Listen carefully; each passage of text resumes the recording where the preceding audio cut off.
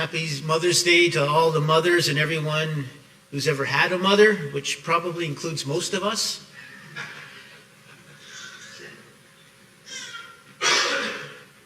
Mother's Day is a cool day. Happy Mother's Day to Sheila, my lovely wife. Thank you for marrying down and not being afraid to have a project husband. Thank you for 3 wonderful boys who have become 3 wonderful men who have learned well from their father and also married up. Most churches, including ours, try to honor mothers in some way on Mother's Day, but I want you to know that while I think it's an important thing to do, something we should continue to do, it's not exactly easy to get right. Leslie Leyland Fields shares these thoughts in a Christianity Today article posted Friday entitled, "When Mother's Day Seems Like a Minefield."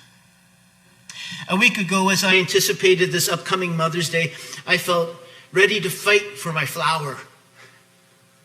Each year, I look forward to the carnation and the vague glowing tribute churches often pay to women who mother. After all, haven't I earned it? After birthing and raising a daughter, and count them 5 sons, after 29 years of daily dying to self that defines mothers' lives, I am grateful for any Mother's Day payback. Even for the greasy, delicious donut my church handed out one year. But I am increasingly recognizing the tremendous cost of that flour or donut. A few days ago, I posted a simple query on social media. How do you feel about Mother's Day celebrations in church? In one day, 150 women responded with passion and detail. And the messages are still coming. After reading their stories, it becomes clear to me that Mother's Day Sunday is, for many, the single most painful day of the entire church year. Most churches try to honor mothers in some way, but rather than attracting women with its special focus, legions either stay home from church on that day or leave their church service filled with resentment and pain. End quote. Many women dread this day because they grieve children they never had or children they've lost. They grieve mothers they never had or mothers that they've lost. They grieve children who have moved away or children that have been estranged and families that were never quite what they should have been. Mother's Day can amplify everything that is wrong in the family, everything that is wrong in the marriage. It can be salt rubbed into any familial wounds. Not only that, but it seems to me that mothers are usually hard on themselves. Unusually hard on themselves, in fact. Motherhood and regret seem to go together. Most mothers wish they could do more and be more for their families, and most families are more than willing to take advantage of that guilt. What this means is that Mother's Day is a minefield of emotions and expectations, so it's my hope to at least acknowledge the pain, and certainly in this room today, do my best to bring some encouragement from God's word that will speak to all of us. Please turn with me to 1 Kings chapter 3, verses 16 to 28. 1 Kings chapter 3, verses 16 to 28, page 284 of the blue books. The Bible is underneath your chair somewhere around you. Today we're looking at a passage that will be familiar to you, even if it isn't the most obvious choice for a Mother's Day sermon. Still, if we stayed with John, we would have been looking at the woman caught in adultery, and I was really tempted to try and go there. Or worse still, I could go straight for the jugular and use Proverbs 31. There, that'll teach you. And pull out my excellent wife who can find sermon. How's that? Be thankful I'm not so cruel. As you turn there, let me give you the context. In verse 5 verse 5 of 1 Kings chapter 3, we read, "At Gibeon the Lord appeared to Solomon during the night in a dream, and God said, 'Ask for whatever you want me to give you.' Solomon replied in verse 9 by saying, 'Give your servant a discerning heart to govern your people and to distinguish between right and wrong. For I would just settle for a pumping heart at this point.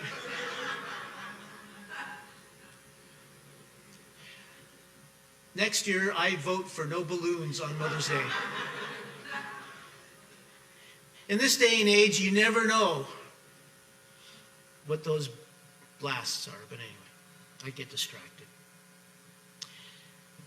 Verse 9, give your servant a discerning heart to govern your people and to distinguish between right and wrong. For who is able to govern this great people of yours? The Hebrew word translated as discerning heart literally means a listening heart or an obedient heart. The ESV translates it as an understanding mind. Remember, the heart in biblical terms is our attitude, our reasoning, our thinking, our worldview. The Message translates the Hebrew with this phrase, God listening heart. I love that.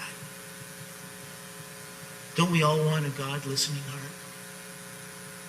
Should we not be in constant prayer for a God listening heart? Solomon asked for wisdom to hear and judge and lead God's people. In verse 12, God responds by saying, I will do what you've asked. I will give you a wise and discerning heart, so that there will never have been anyone like you, nor will there ever be. Yahweh grants Solomon's request. He gives them what he needs to properly rule God's people. And God, being God, not only grants Solomon's request, he does it with style and exacting standards. The wisdom wasn't just some kind of dollar store knockoff kind of wisdom. It wasn't a discontinued model or a remnant or a leftover. Yahweh gave a wise and discerning heart to Solomon that would set him apart from all other people who have ever or will ever live. Not including Jesus, of course, who is wisdom personified.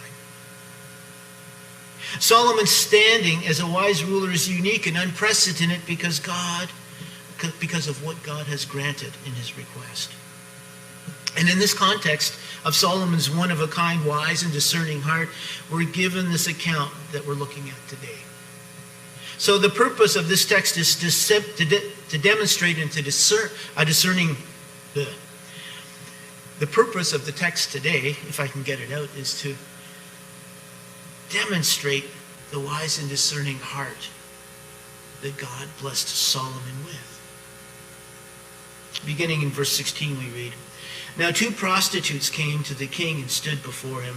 One of them said, My lord, this woman and I live in the same house. I had a baby while she was there with me. The 3rd day after my child was born, this woman also had a baby. We were alone. There was no one in the house but the 2 of us.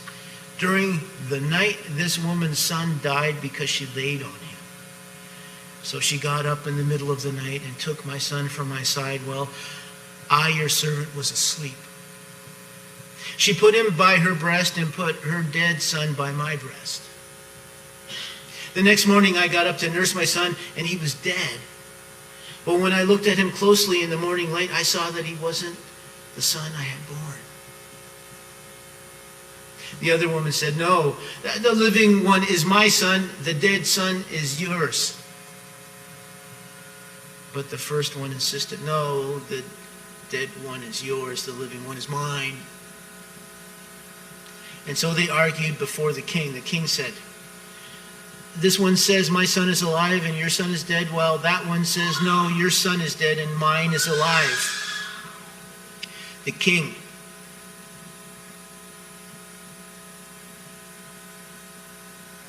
lost my place here. Then the king said, Give me a sword. So they brought the sword to the king, or for the king. Then they gave an order, Cut the living child in 2 and give half to one and half to the other. The woman whose son was alive was filled with compassion for her son and said to the king, Please, my lord, give her the living baby. Don't kill him.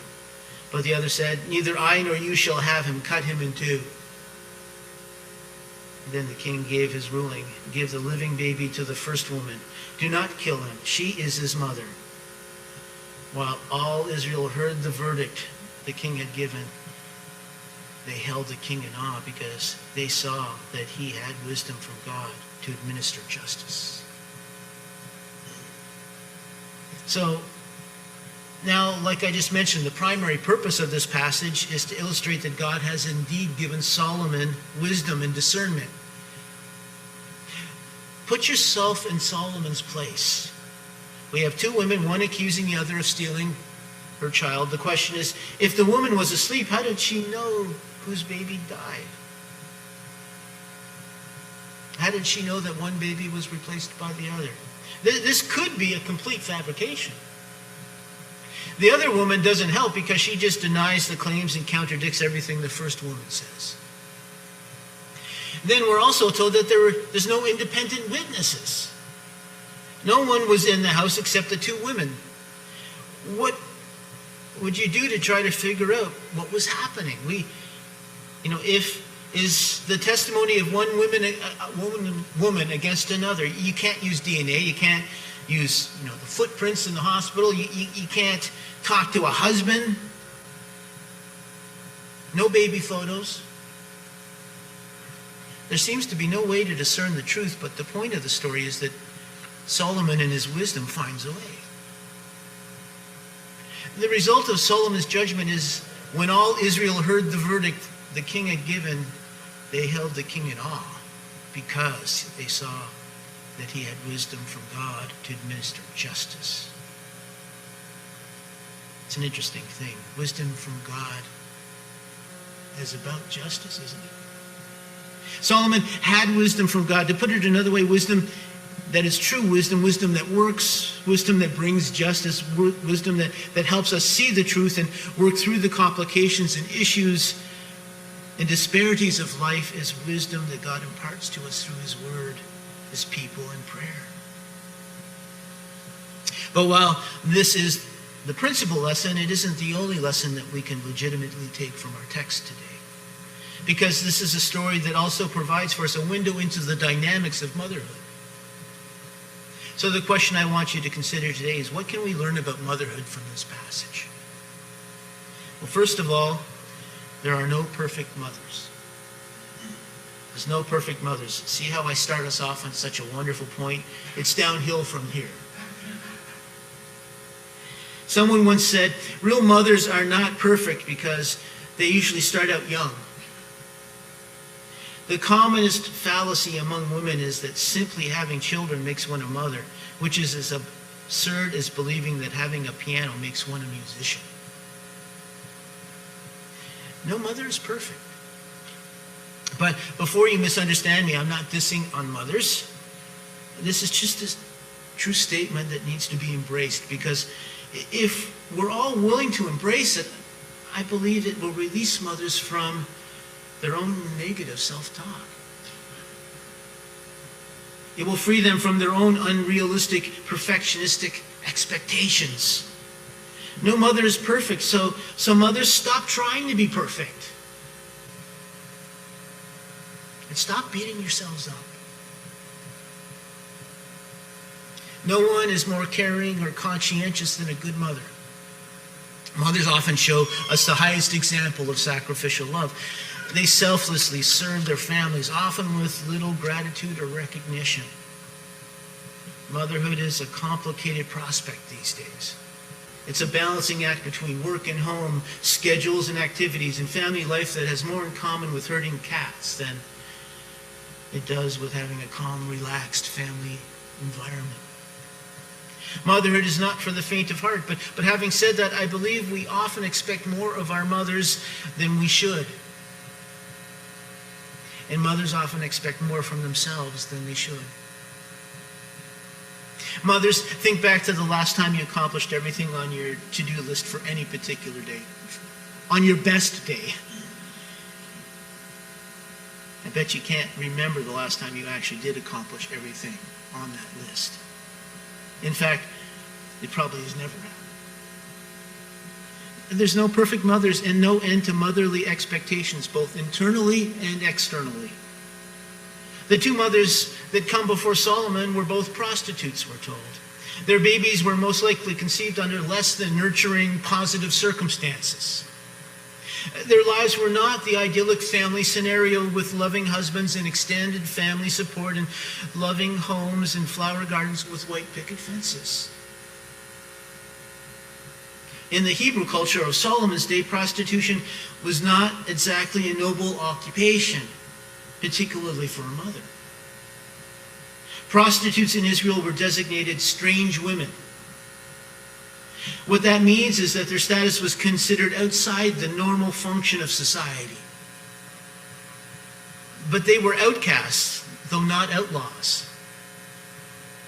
They were both desired and despised, sought after and shunned. Why? Because of the conflicted sinful nature of the human heart in general and the male heart in particular. Put another way, prostitution was no one's preferred career choice.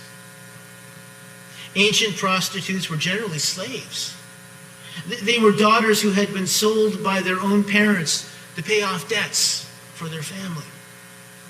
Or they were poor women who were never married, or widows who had no other means of supporting themselves. So these women were in a situation where they were in because of poverty and society's inability or unwillingness to provide a proper support system. The question is, why do you think Solomon would even bother to hear this case? It's the king. That's a good question, isn't it? The fact that the women were alone in the house and they had no witnesses made this a special case. That has some merit to it. More than that, though, remember that the purpose of telling the story is to point out the God-given wisdom of Solomon. And true wisdom is shown by a king who would care and seek justice for the lowest of his subjects. The short answer is simply that Solomon cared because Yahweh cares. Some people think that God doesn't care about people like these two women. Some Christians think that. They would be wrong. Some people think that God only cares about respectable God-fearing people. They would be wrong. God cares about all people, particularly the broken, the poor, the forgotten, the abused, the abandoned. Why does he care about such people? Because they are the kind of people who come before the king and seek his help. It's as simple as that. God cares about all people, but only those who know that they need his help and wisdom put themselves in a position to receive the attention they're looking for. You see, the truth is that just as there's no such thing as a perfect mother, neither is there such a thing as a perfect husband or father or boss or child or person, period. And there's certainly no perfect Christians either. If we had to perform at a certain level of moral perfection before Yahweh would care or notice us, we would all be in serious trouble. I want you to notice something about this account. After the initial description of these two women as prostitutes, their occupation just slips into the background. It's never mentioned again. It's no longer in play. It's no longer a factor. The women are treated like women. They're treated like mothers. They're not defined by their occupation or their status, or they're not defined by anything other than their love for their child. And the solution that Solomon finds, as he weaves his way through the seemingly impossible task of discerning the truth of what's happened, is to trust the sacrificial love of the real mother in this case. Regardless of the circumstances of how this mother became a mother. And this is so important for us to see. In this case, it is the sacrificial love of a less than perfect mother. It's a mother struggling just to survive. But that's the point. Every mother is less than perfect. And in some ways, every mother is struggling just to survive. To juggle everything she must juggle in her life and her family. There's no perfect mothers, but that doesn't mean they don't possess a mother's love. And that doesn't mean they're not loved by Yahweh, which brings us to the next lesson. Yahweh has the answers for a mother's problems. As we've already discussed, motherhood's not easy. Motherhood is not a stress-free zone. Think about it. Motherhood begins with something called labor. That should say something to you. From the pains of childbirth to sleepless nights to empty nests to grandchildren, or thinking about the fact that there might be grandchildren at some point.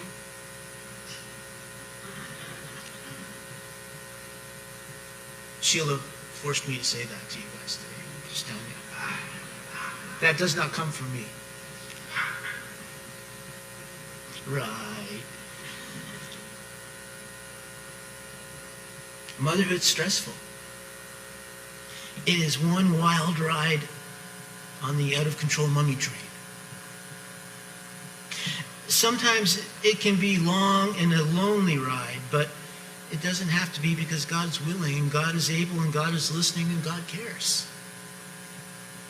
God has the answers for a mother's problems. The point of this story is that God didn't give wisdom to Solomon so that Solomon could impress people with magic tricks at his frequent dinner parties. Solomon was given wisdom to serve and to lead God's people.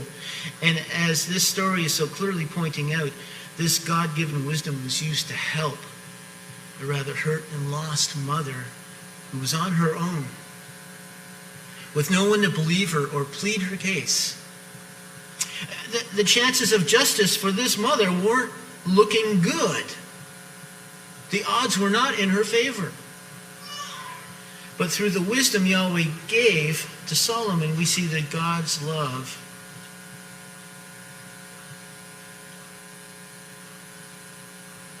brought justice. And God loved these two women and this baby that's at risk in this story. And God has wisdom for parents today, regardless of their circumstances. We may be a bit surprised by the unusual nature of the background of these two mothers, but the reality is that life is messy and life is broken, and family life today is also full of disappointments and imperfections and challenges.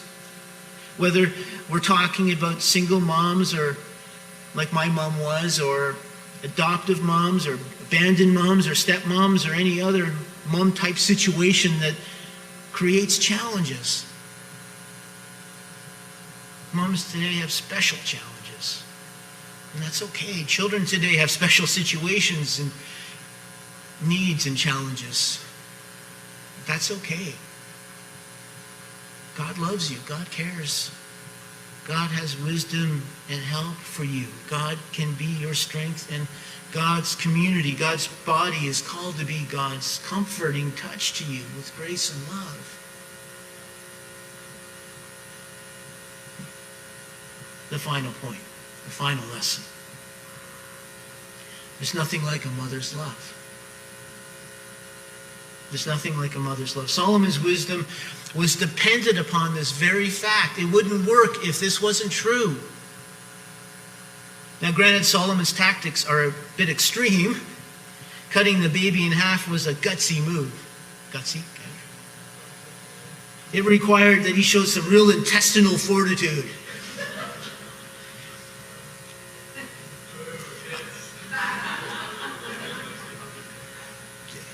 All right, I'll bring it back on Father's Day and you can't complain. But ultimately, Solomon understood that the situation had to be critical for the truth to come out. So he pushes the envelope. For Solomon to discern the truth, he had to force into the open the essential sacrificial nature of a mother's love. Verse 26 says, "The woman whose son was alive was filled with compassion for her son and said to the king, 'Please, my lord, give her the living baby.'" As far as motherhood is concerned, this is the point of the whole story.